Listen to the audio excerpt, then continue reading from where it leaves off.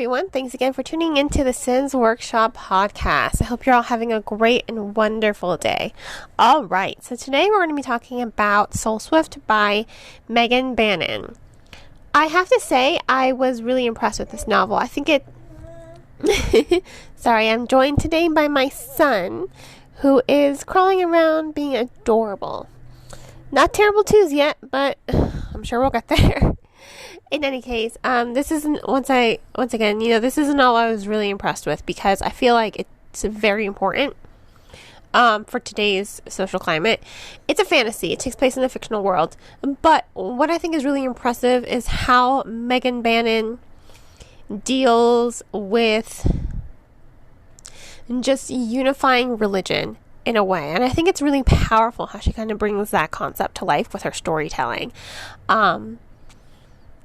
You have Gala, who is a daughter of Owen.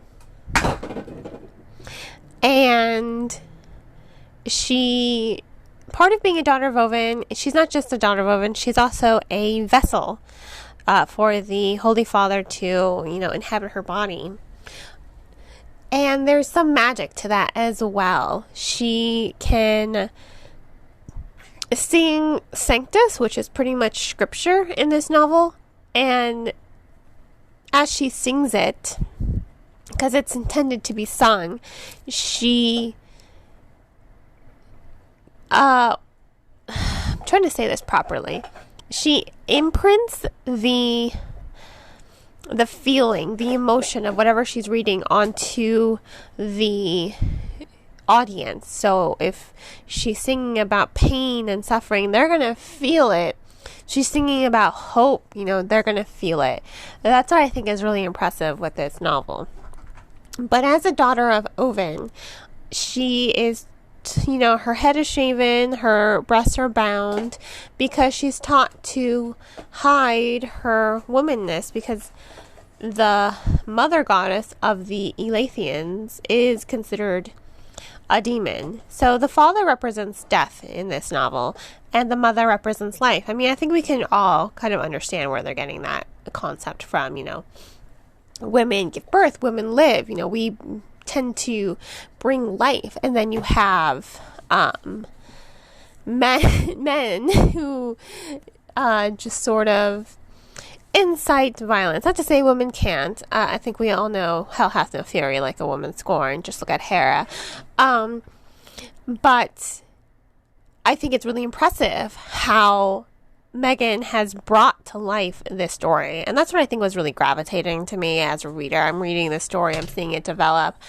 When I first started it, I wasn't sure how I was going to feel about it. Because even if it's religion. I think religion is a very personal thing to tackle, and it can affect people in a different way when you are dealing with religion, because it is so personal to readers.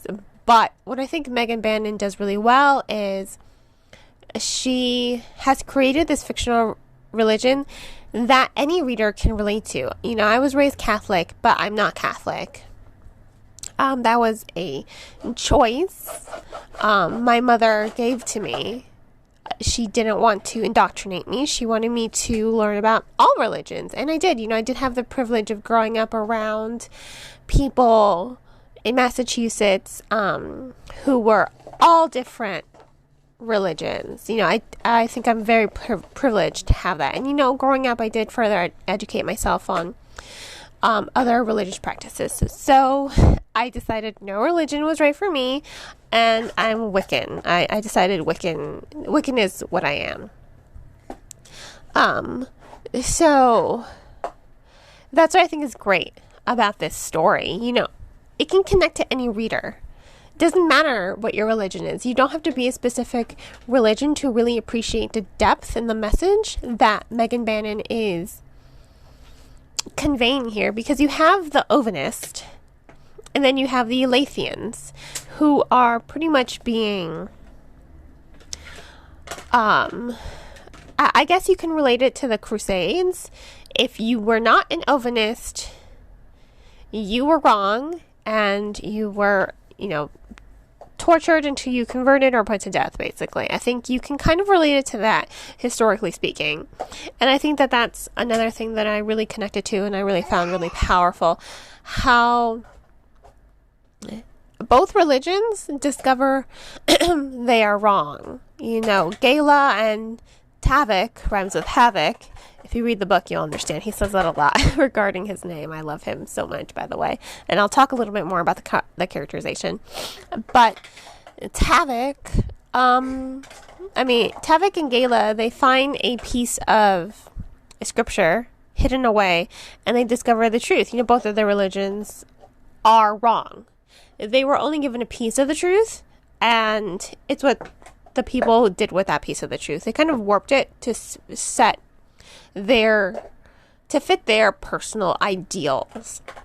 And I think that's, once again, I think that is what is really relatable to today's society. Now, that's what I thought was really powerful about this book, because we don't know, and they say this a lot in the book, because these two characters, Gala and Tavik, they do bounce off of each other. They are friends. They do become really great friends, but they do, once they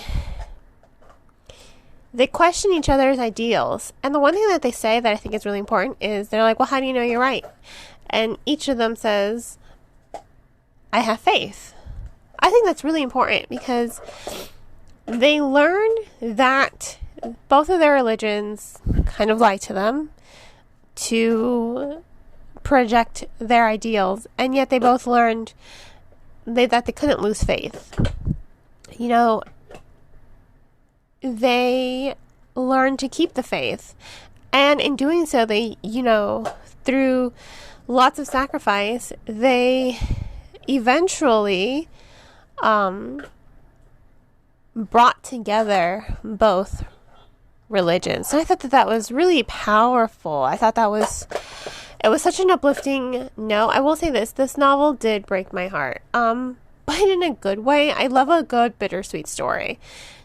If it's bittersweet, I think it's great. I do love a good bittersweet story that really resonates with the reader. And I thought it was really bittersweet how it was telling the story. But even though it was really bittersweet at the end, there was just this uplifting atmosphere to it that left me feeling hopeful. Hopeful for, 2020 has been a pretty rough year for all of us. I think we can all say that. A lot of us are probably still on furlough. A lot of us have gone to work, but have had their hours cut, such as myself. And I don't know about you guys, but I'm definitely feeling it. Definitely barely making ends meet here. Thank goodness my husband has a pretty decent job, but I still have my own bills to pay. I'm not going to make him pay for all my crap. But I think we can all say that 2020 has been a pretty rough year for all of us. And it's really hard to kind of find those silver linings. But I think that's what's great about this book, that, given all the... Oh, squirt. Doesn't matter how tough things get, I think we should try to find that silver lining and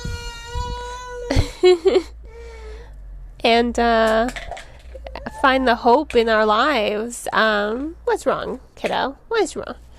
My silver lining is my son and my husband and this podcast. I started this podcast when I was on furlough to give myself something to do. And I have to say to all of you supporters, thank you. This podcast has really turned into something that I'm really proud of, and I'm still working on it. I'm still trying to get better and better on it. But that's what I'm saying. This novel left me with that sense of hope, that there is hope for anything. There's always hope. We can't lose sight of the hope, even when things look really sad and tragic. And like I said, this novel broke my heart, and then the epilogue was just, this great moment of hope, and it really did resonate with me as a reader. So that's how the story is. I do think it's a really powerful story. I think it is a really emotional story. I really do think it is a story that can relate to any reader, and I found that very powerful. This is definitely a novel worth book club reading. It is a novel worth sitting down and discussing and talking about the character development and the storytelling, this religious aspect to it. Now, as for the characters, they are amazing. Gayla and Tavik, they're amazing. The way they meet is really terrible. He's brought in as a prisoner because he's an Elathian, and she has to interrogate him. And then they're her body becomes the vessel for the mother goddess, and sends them on this great journey because they talk, they debate, and they become such great friends. They get to understand each other. They get to understand where each one's coming from, and I love that. But I love their development. Their dynamic strengthens. They become really good friends. They become best friends. And I love that. I love the development of their characters, how they grow, how their minds open. She was always taught to hide her womanness, and now she embraces it by the end. She's like, screw you. And I love that. I love how she stops letting herself be shamed for who she is. And I love that there is this sense of, I want to say, there's this sense of wonder to her, because she does grow through questioning everything. She does grow through her emotions and dealing with everything, and her whole life turned upside down. She does grow with this identity crisis. She says to Tavik at one point, my body is not my own. My body has never been my own. So she finds ownership in herself. And I think that that's a very powerful moment in the novel, when she finds that ownership of herself. And as for Tavik, he's just kind of like really lighthearted, but really tough. This is a guy you don't want to mess with, but he's charming and he's funny. And I think he's incredibly charismatic. And that is what I enjoyed about the novel. That's another aspect I enjoyed about this novel. I loved their character dynamic. Once again, when I picked up this novel and I started reading it, I was a little on the fence of whether or not I was going to enjoy it, but I ended up loving this novel, as I just couldn't put it down. I didn't want to put it down. I just wanted to keep reading and reading it. And every time I had to go to work, I was like, I don't want to go to work. I want to stay home and read my book. So I think it's amazing how the story has developed, how the characters grow. I love the fantasy aspect of it, especially near the end. It's absolutely beautiful how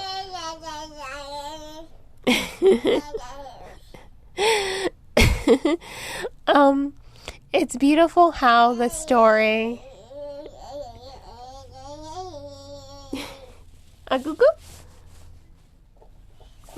it's great how the story has grown and progressed. What's so funny? And on that note, I think I'm going to get going now. Thank you all for tuning into Sin's Workshop Podcast once again. I'm going to give Soulswift 5 out of 5 stars because I really do think it is a story worth reading and discussing. And I do hope you all will purchase the book on bookshop.org. If money's tight, which believe me, if you stuck with this podcast enough, I feel you. Definitely check out this book from your local library. I would like to thank the publisher for giving me an arc of this book. You have no idea how much I appreciated it, and I really did love it. And on that note, I hope you all will continue to support Sin's Workshop Podcast by liking this podcast, subscribing to it, and sharing it with all your book-loving friends. Happy reading, everyone.